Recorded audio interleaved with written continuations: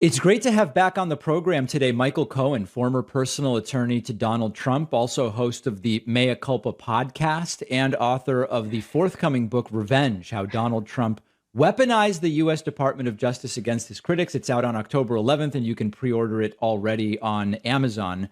Michael, great having you on. I appreciate it. Good to see you, David.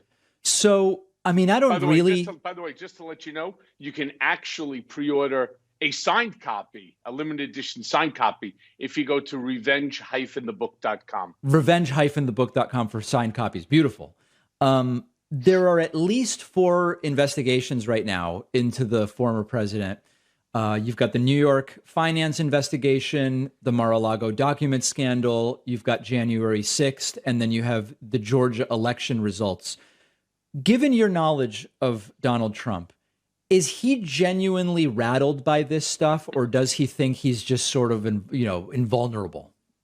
Well, unfortunately, I can't give you the answer to that one because Donald is a narcissistic sociopath.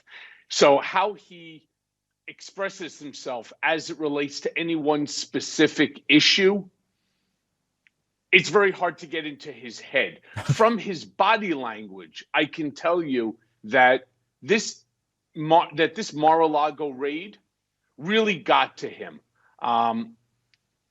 But so did the Tish James lawsuit that is now confronting him, because that attacks his ego. It attacks what basically he's lived for his whole life, which is to be able to impress upon others how rich he is. And this 220-page indictment, it negates all of that by simply showing that he's really nothing more than just a petty con man.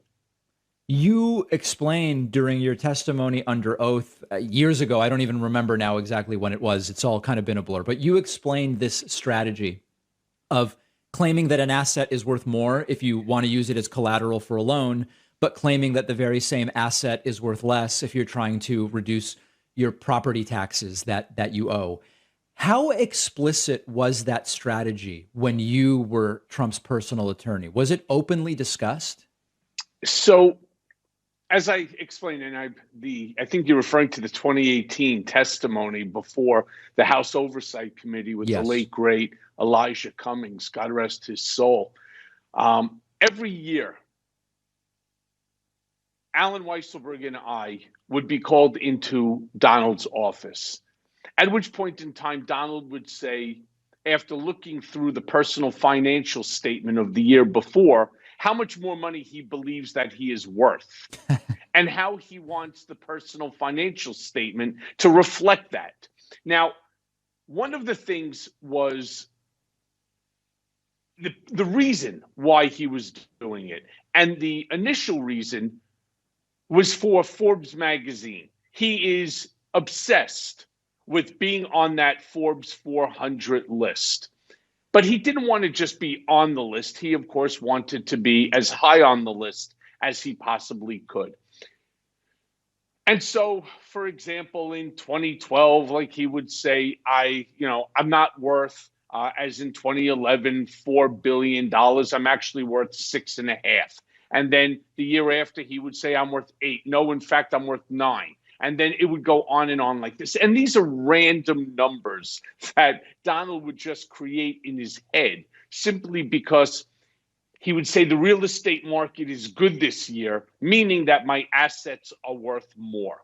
Well, again, one of the things that he testified to in the Tim O'Brien case was that appraisals to him don't really mean anything. It's all what he believes the value of the price to be. It's selective pricing, so to speak. And so what's interesting about that is if he is just sort of deluded about what these properties are worth, it's less overtly criminal in a sense, right? Because he's not saying, I don't believe that this is the value. He's deluded into thinking that it is. I don't think so. What happens is that he may be deluded into the total net worth, but as we would sit there, for example, the famous case of his triplex apartment, I don't care how deluded you are in your mind.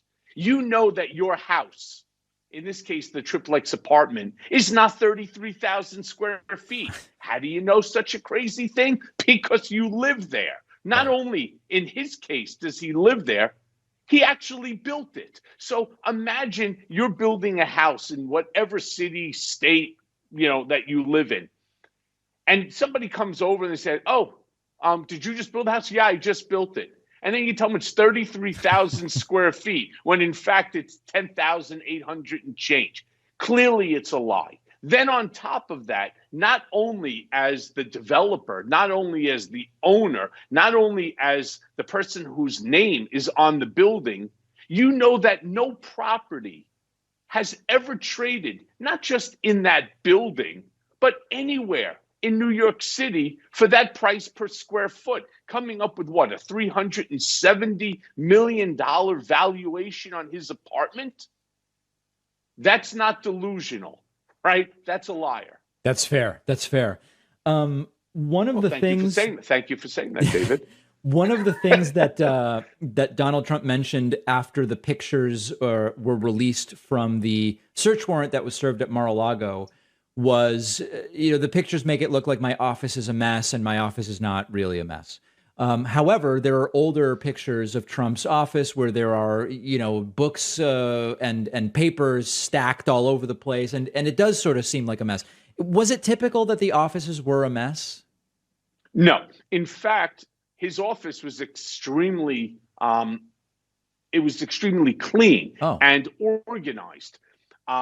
There were times that his desk would have papers cluttered on it, but remember something. I'm talking about Trump Tower on the 26th floor. What he would do is he would have stacks of magazines and papers in the front of the desk, whereby, of course, your chair, if you were in a meeting with him, would be there. And those magazines would have covers of him on it or articles of him. And if you were, let's say David Pakman comes into Donald Trump for whatever the reason might be, you could sometimes end up leaving with a little bag full of magazines and newspaper clippings and, a little piece of a silver or a gold Trump chocolate bar, yeah. things like that. I mean, you walk out there, you think that this was some sort of a carnival, that people are handing things, or a job fair. That's really what it would look like. But for the most part, his desk was rather organized. Now, when the FBI raided Mar-a-Lago, what you're looking at is the office, which is above the catering hall. And all of these documents are on the floor. I believe that they were placed on the floor by the FBI For the picture. so that they could photograph it. Yeah. When the FBI raided my hotel room, it was funny. My wife had several $1,000s that she had collected for from the Real on items that she had sold, and she would do it so that she wouldn't have to tell me to buy it. And it was in the safe with her money, and in fact, on the envelope it said real money, so she would know what she was getting. They fanned it out. It was something like $6,000 or something like that. They fanned it out like they just raided and found Escobar's billions, and this is what they do. But I do have to say that when they came in, they were professional, they were respectful, they did not destroy the place. They did their job, and they did it the right way. And I suspect that they did the same thing at Mar-a-Lago. Now, why'd they lay it out on the floor again? Maybe it was just so that they could take the picture. But we have to thank them for taking those pictures. And the reason I say that is we see that there are dozens of top secret file folders. And now we know that many of those file folders were empty. Right. Now, rest assured, he wasn't taking those folders so that he could make menus out of them for Mar-a-Lago, for their lunches and dinners. There must have been documents in there. And we know some of those documents were really top secret, eyes only on the person who wrote it, nuclear secrets about whether it's our adversary and our ally. So we have to really thank them for doing their job professionally. I'm sure it wasn't easy to go in and raid the home of the former president of the United States, but they did what they needed to do. Without a doubt. Without a doubt. Speaking of representation in that matter and the others, what do you make of the lawyers that show up on TV as Trump's lawyer, like Alina Habba and Christina Bobb, for example? This is a very different cadre of lawyers than the folks that were photographed showing up in court the other day. Is it just that Trump says, hey, I like the way that these women look, let's hire them and make them more like a PR type people that talk for me on TV, but they're not actually representing me before a court? Is it as simple as that? Well, that's not true, by the way. So the answer is the visuals for him are extremely important. And he believes that it also gives him a sense of strength, masculinity. He's a very complex individual. Alina Habba does go to court. Oh, she does? In fact, she's representing Donald in a lawsuit that I currently have against the United States government, against the Department of Justice, Donald Trump, Bill Barr, for the unconstitutional remand of me back to Otisville because I refused to waive my First Amendment constitutional right. So maybe what she meant, Michael, just to clarify, is she was not representing him in court in the particular matter she was being interviewed about. Maybe that's what she meant. That's correct. Okay. She just makes her statements. I find her to be as unqualified in court as she is on television. Oh. And the same thing goes with Bob, who I think is somewhat brighter than Alina in the fact that she doesn't always open up her mouth and say what Donald wants her to say. That's a real problem. However, what Bob did is she signed a document that the government, of course, is in possession of, that claimed that Donald is not in possession and that she must have made some sort of a thorough check. But Right. based upon the statements of her client, she signed an affidavit that no additional documents exist in the possession of Trump or at Mar-a-Lago. And that's clearly a lie. So is she in trouble for it? She certainly could be. I mean, it's a perjury charge. But look at what Donald does.